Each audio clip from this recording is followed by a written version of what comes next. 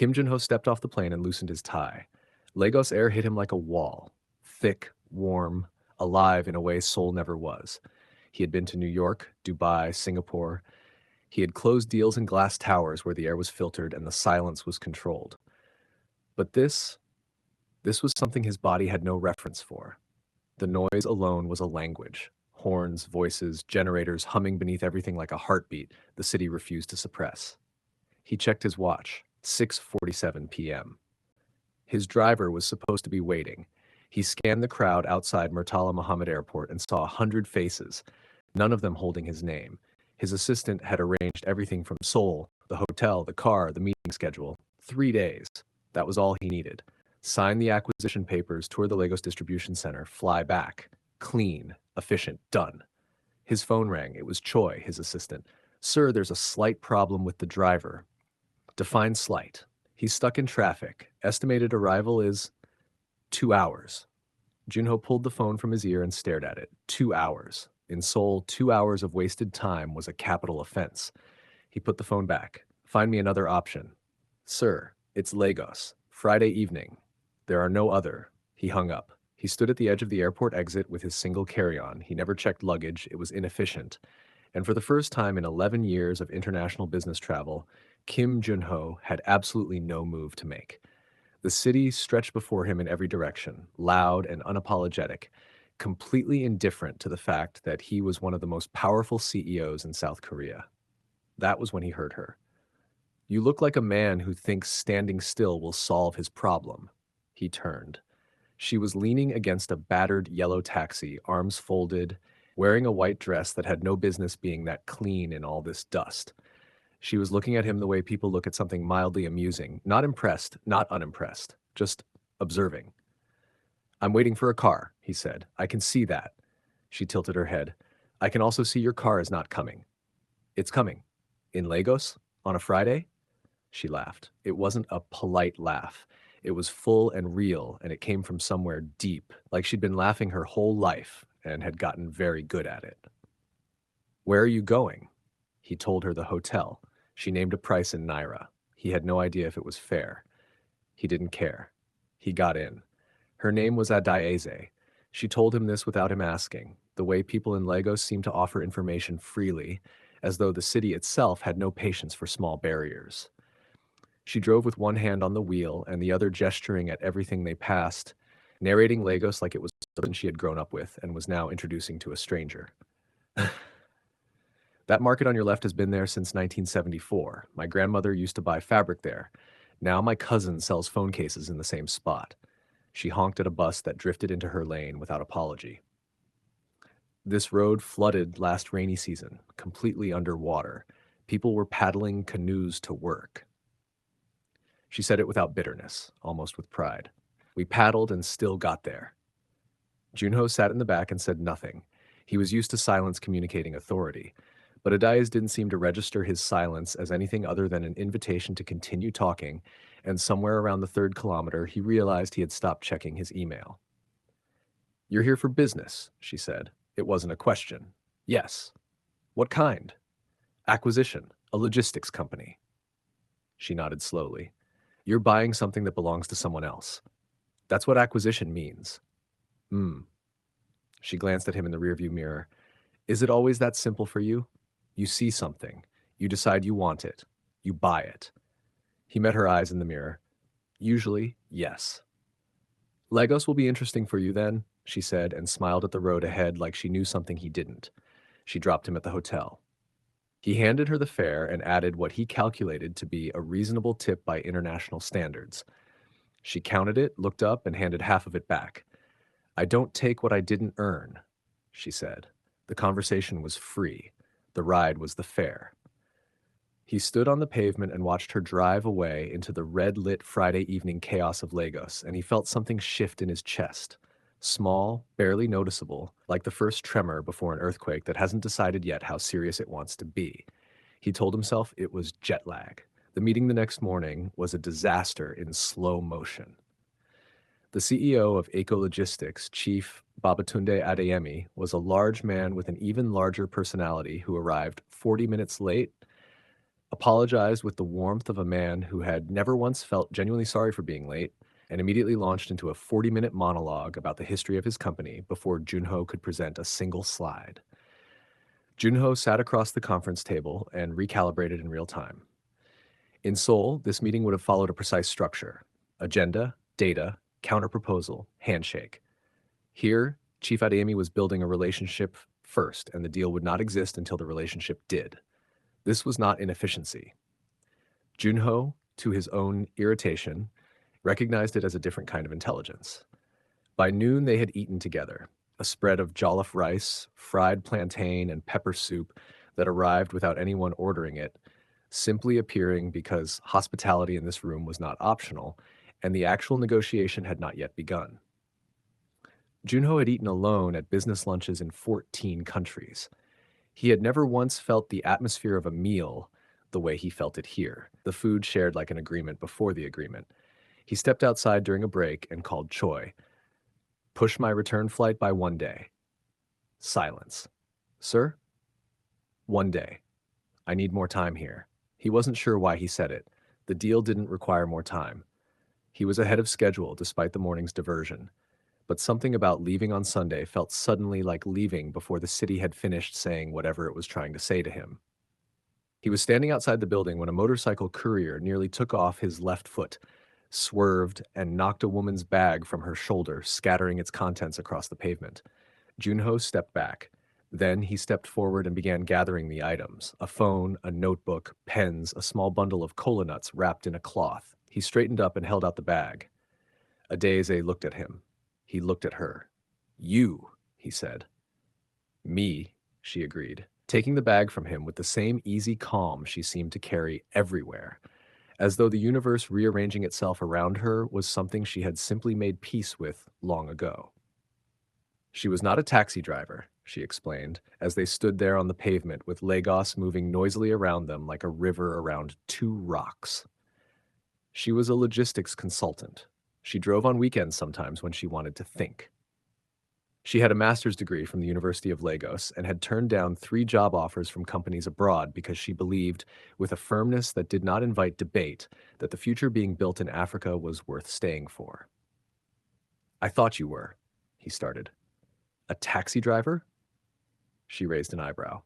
Not offended. Amused, in the way of someone who had made a choice others kept misunderstanding and had decided their confusion was their problem. "I was. Yesterday. Today I'm someone you nearly knocked over outside a building you're probably trying to buy something from. I didn't knock you over. The motorcycle your stillness caused did." He wanted to argue the logic of that. He didn't, because he had the uncomfortable feeling she would win. They had coffee at a place she chose, a small shop 3 streets away where the owner knew her name and brought her order before she sat down. Junho watched the city through the open window and tried to remember the last time he had sat somewhere without pulling out his phone within 60 seconds. He couldn't. He didn't pull out his phone. "Why are you really here?" Adaeze asked, wrapping both hands around her cup. "I told you. Acquisition."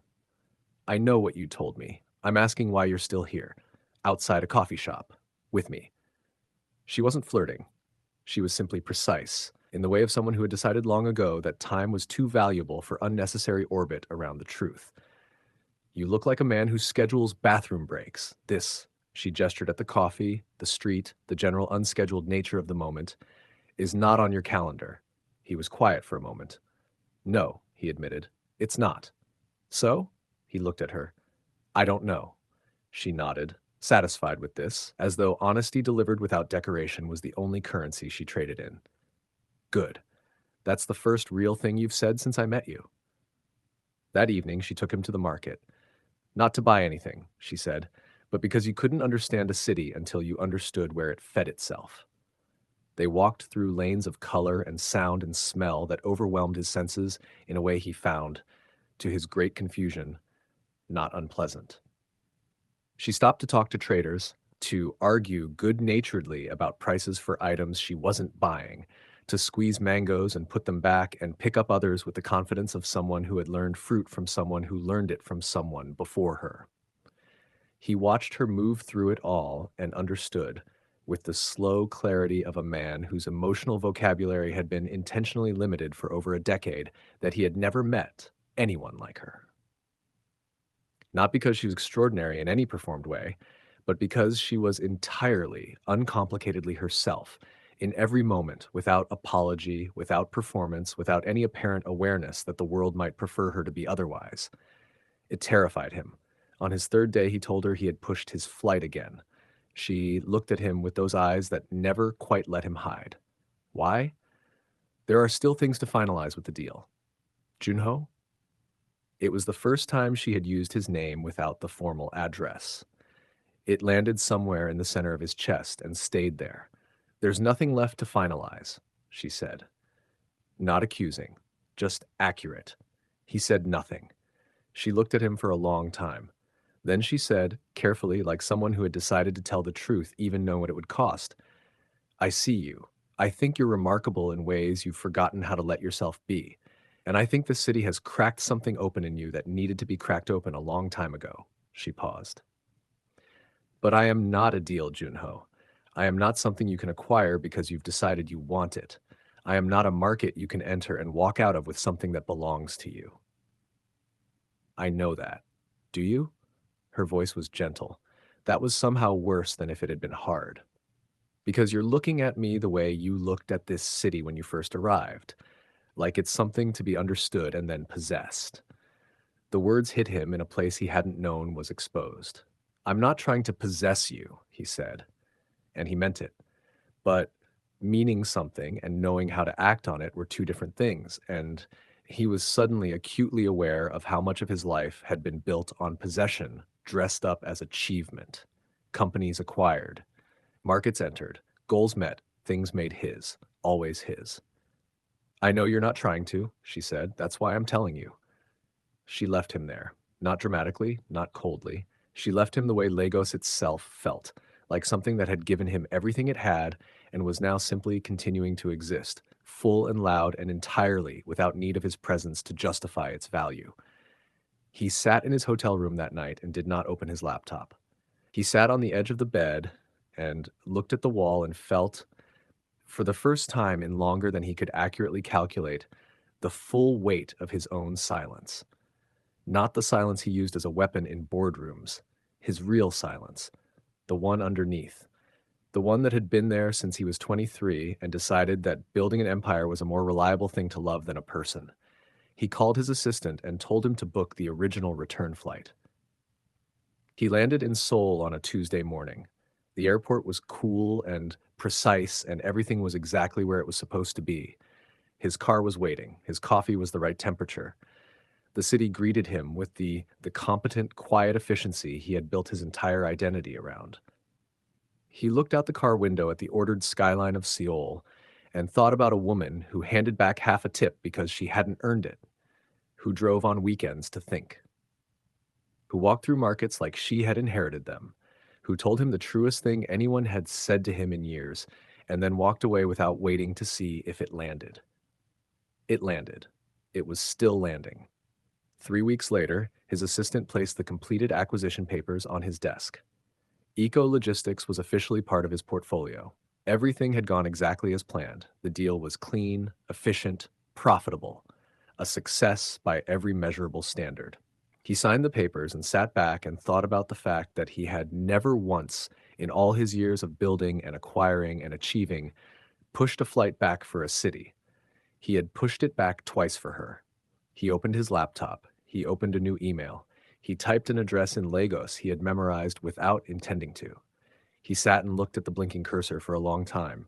Then he typed, Lagos changed me. I'm still figuring out what to do with that. Thou, I don't expect anything. I just thought you should know. He hovered over the send button. He thought about a woman who didn't take what she hadn't earned. He thought about whether what he was sending was honesty or just another form of wanting something. He closed the laptop. He sat with that for a long time, the not sending, the choosing to understand himself before reaching toward her again, the unfamiliar discipline of wanting something and deciding the wanting itself wasn't enough justification to act. Outside his window, Seoul hummed its perfect, ordered hum. And somewhere in all that precision and glass and controlled air, Kim Jun-ho felt something he hadn't budgeted for, hadn't scheduled, hadn't built a single contingency plan around. He felt changed. Lagos had done that. She had shown him it was possible. And he understood now, sitting alone in the most efficient city in the world, that some things could not be acquired. Some things had to be earned. Slowly, honestly, without a deal structure or a closing date or a profit margin to justify the effort. He opened the laptop again. This time he didn't type anything. He just let the cursor blink, steady and patient, like a heartbeat, like a city that never stopped. Like a woman in a white dress who handed back what wasn't hers and drove away into the red Friday evening of a place that had absolutely no interest in being understood quickly. He could wait. For the first time in his life, Kim Jun-ho could wait.